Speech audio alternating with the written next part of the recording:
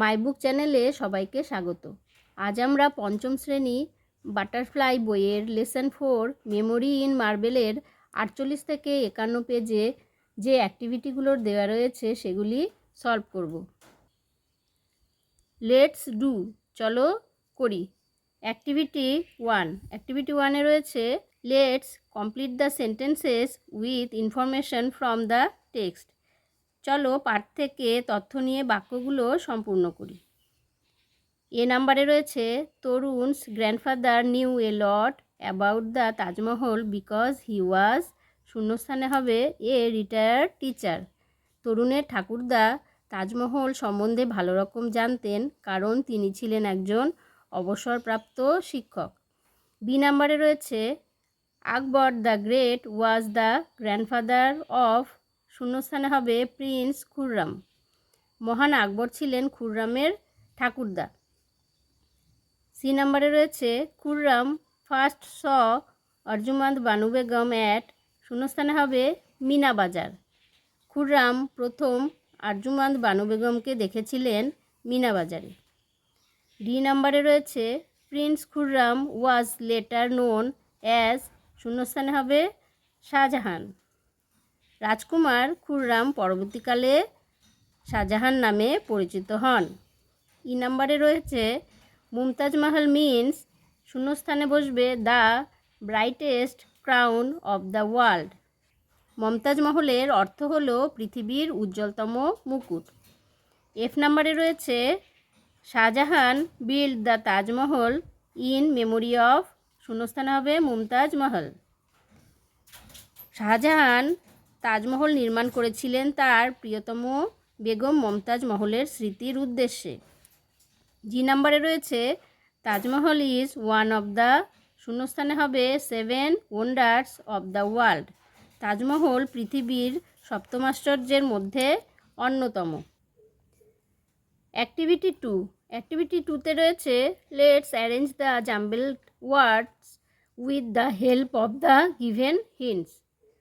সংকেতগুলির সাহায্য নিয়ে এলোমেলো শব্দগুলি সাজিয়ে লিখি। এ নাম্বারে আছে,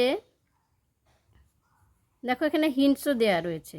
এখানে এলোমেলো অক্ষর দেওয়া রয়েছে, আমাদের এখানে সাজিয়ে অর্থপূর্ণ শব্দ তৈরি করতে হবে। প্রথমে হিন্টস দেওয়া আছে a building in which there is a grave, এর মানে একটি বাড়ি যেখানে কবর নির্মিত হয়েছে।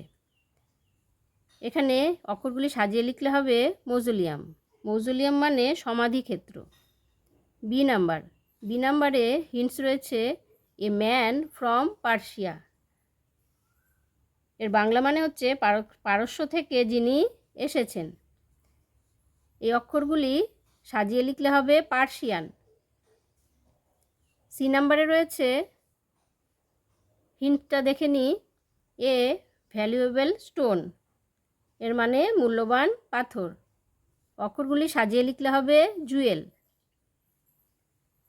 ডি নাম্বারে রয়েছে হিন্টে আছে এ look only for a moment, এর বাংলা মানে হচ্ছে এক মুহূর্তে দেখা বা এক ঝলকে দেখা।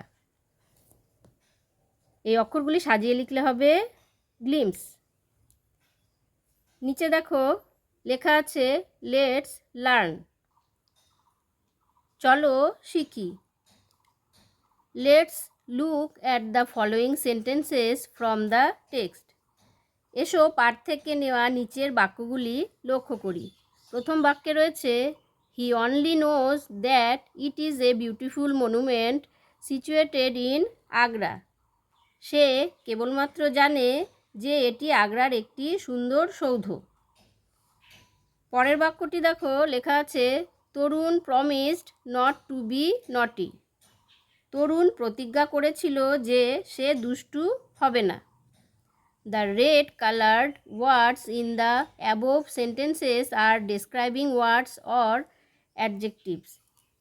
উপরের বাক্যগুলির মধ্যে লাল রঙের শব্দগুলি হল ডেসক্রাইবিং ওয়ার্ডস বা বর্ণনামূলক শব্দ অথবা বিশেষণ।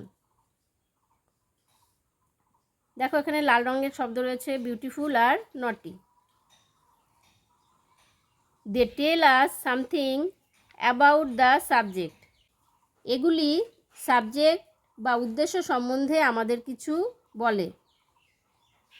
In the first sentence the word beautiful tells us something about the monument and in the second sentence the word naughty tell us something about তরুণ। এখানে বলেছে প্রথম বাক্যটিতে বিউটিফুল শব্দটি মনুমেন্ট বা স্মৃতিসৌধ সম্বন্ধে আমাদের কিছু বলে এবং দ্বিতীয় বাক্যটিতে নটি শব্দটি তরুণ সম্বন্ধে আমাদের কিছু বলে। অ্যাডজেক্টিভ বা বিশেষণ নাউন বিশেষ্য অথবা প্রোনাউন সর্বনামের বর্ণনা দেয়। এবার নিচে দেখো লেখা আছে লেটস ডু, এসো করি। Activity 3A, find out some describing words from the text and put them in the box below. 1 is done for you. পাঠ্যাংশ থেকে কতগুলি বিশেষণ শব্দ খুঁজে নিয়ে নিচের বক্সে লেখো।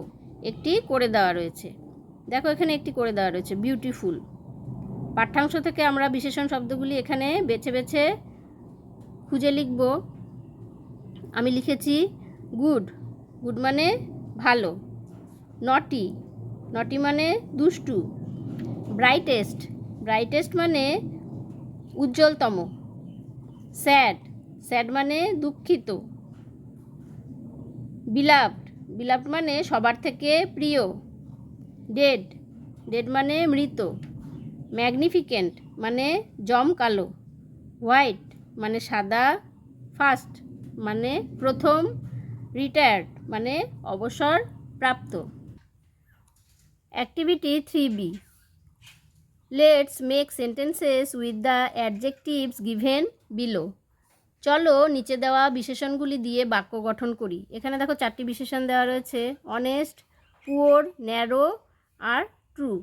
অনেস্ট মানে সৎ, পুওর মানে গরিব, ন্যারো মানে সংকীর্ণ, ট্রু মানে সঠিক। অনেস্ট দিয়ে বাক্য রচনা হলো রামবাবু ইজ অ্যান অনেস্ট ম্যান। রামবাবু হলো একজন সৎ ব্যক্তি। পুওর, পুওর দিয়ে বাক্য রচনা হলো রবি ইজ এ পুওর বয়। রবি হলো একজন গরিব ছেলে। ন্যারো, ন্যারো দিয়ে বাক্য রচনা হলো there are many narrow paths on the hill. এর বাংলা মানে হলো পাহাড়ে অনেক সংকীর্ণ রাস্তাঘাট আছে। ট্রু, ট্রু দিয়ে বাক্য রচনা হলো দিস নিউজ ইজ ট্রু। এই খবরটি সত্যি। এরপর অ্যাক্টিভিটি 4, অ্যাক্টিভিটি 4-এ রয়েছে let's change forms of the following doing words. 1 is done for you. ক্রিয়াপদগুলির গঠন পরিবর্তন করি। একটি করে দেওয়া আছে। এখানে দেখো এই পাশে লেখা আছে প্রেজেন্ট, এই পাশে লেখা আছে পাস্ট। প্রেজেন্ট মানে বর্তমানকাল, পাস্ট হচ্ছে অতীতকাল। প্রথমে করে দেওয়া আছে টেল, টেল মানে বলা। অতীতে হবে টোল্ড, বলেছিল। এরপর রয়েছে স্মাইল, স্মাইল মানে হাসা, বর্তমানে হাসা। স্মাইলড, হেসেছিল। তারপরে আছে ক্যাচ, ক্যাচ মানে ধরা। পাস্টে হবে কট, কট মানে ধরেছিল।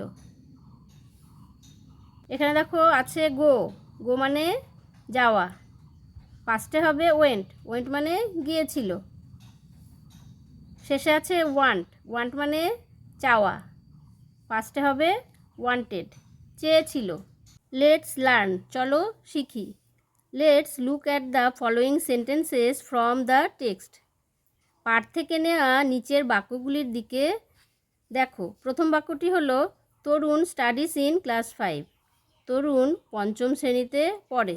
দ্বিতীয় বাক্যটি হলো his grandfather began to tell him the story of the Taj Mahal. তার ঠাকুরদা তাজমহলের গল্প তাকে বলতে লাগলেন।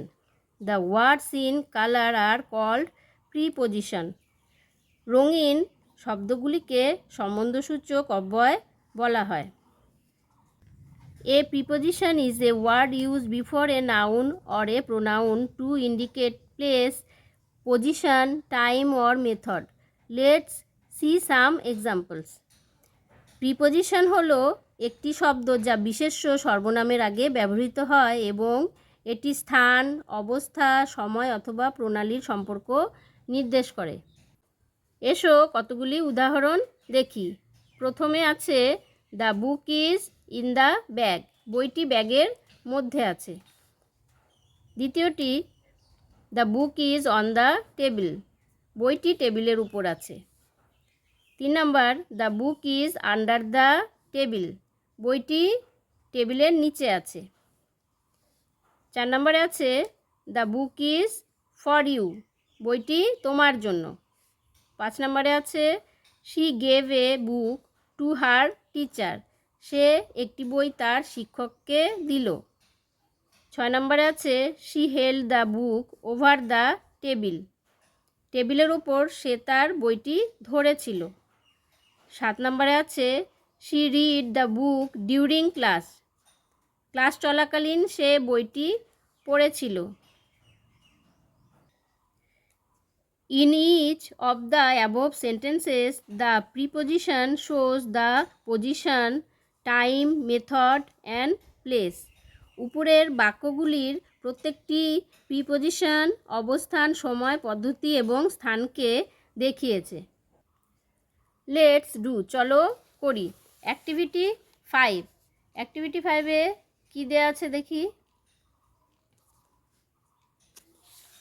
উপরে লেখা আছে fill in the blanks with suitable prepositions from the box. 1 is done for you. বাক্স থেকে যথাযথ প্রিপোজিশন নিয়ে শূন্যস্থান পূরণ করো। একটা তোমার জন্য করে দেওয়া হলো। দেখো একটা করে দেওয়া আছে। কি কি প্রিপোজিশন রয়েছে? In, for, of, under, during, on, to. In মানে মধ্যে, ফর মানে জন্য, অফ মানে এর, আন্ডার মানে নিচে, ডিউরিং মানে সময়ের মধ্যে, অন মানে উপরে, টু মানে প্রতি। এ নাম্বারে রয়েছে my uncle visited us on the 5th of April, আমার কাকা এপ্রিল মাসের 5 তারিখে আমাদের দেখতে এসেছিলেন। বি নাম্বারে আছে Ram went to play football during the tiffin break, টিফিনের ছুটি চলাকালীন রাম ফুটবল খেলতে গিয়েছিল। সি নাম্বারে রয়েছে mister Brown lives in England, mister Brown ইংল্যান্ডে বাস করেন। ডি নাম্বারে রয়েছে the tail of a monkey is long, বাদরের লেজটা লম্বা। ই নাম্বারে রয়েছে the cat is sleeping under the table, বিড়ালটি টেবিলের নিচে ঘুমোচ্ছে। এফ নাম্বারে রয়েছে Mrs Das brought sweets for the children, Mrs Das তার ছেলেমেয়েদের জন্য মিষ্টি এনেছিলেন। জি নাম্বারে রয়েছে Rahul came to my house this morning, এই সকালবেলায় রাহুল আমার বাড়ি এসেছিল। আশা করছি তোমরা বুঝতে পেরেছো। ভিডিওটি যদি তোমাদের ভালো লেগে থাকে তাহলে লাইক, শেয়ার ও সাবস্ক্রাইব করে দিও। আজ এ পর্যন্তই, দেখা হচ্ছে পরের ভিডিওতে।